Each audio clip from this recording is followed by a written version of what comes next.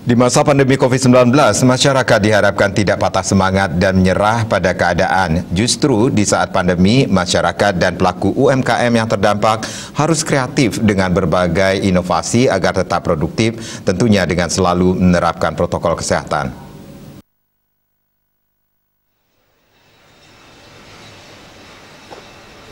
Menurut pengamat ekonomi Profesor Dr. Wayan Ramanta, tetap kreatif dan produktif di tengah pandemi merupakan salah satu upaya untuk meningkatkan imun. Menjaga imunitas tubuh sangat penting dan hal ini bisa dilakukan dengan selalu berpikir positif dan meningkatkan kreativitas. Misalnya para pengusaha atau masyarakat di Bali yang terdampak COVID-19 dan kehilangan pekerjaan bisa membuka usaha dengan menggali peluang pasar terutama di pasar lokal. Selama ini sektor informal di Bali belum digarap secara optimal oleh masyarakat sehingga banyak diisi oleh pengusaha luar daerah.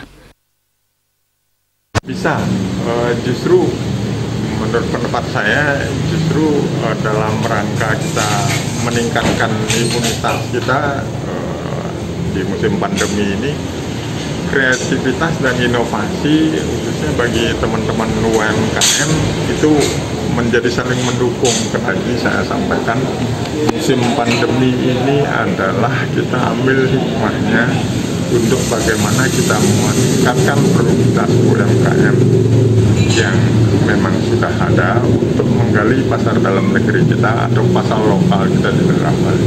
Kemudian yang kedua, yang semula menjadi tenaga kerja, baik itu tenaga kerja migran maupun tenaga kerja misalnya bidang perhotelan dan lain sebagainya, sekarang mulai belajar menjadi pengusaha, sehingga potensi kita yang sebetulnya luar biasa di daerah Bali ini bisa kita gali dan tidak atau setidak-tidaknya bisa kita turunkan. Kalau dulu direbut oleh orang asing, dulu direbut sebanyak-banyaknya oleh orang daerah, sekarang kita bisa menjadi lebih banyak lagi menjadi tuan rumah di daerah kita sendiri.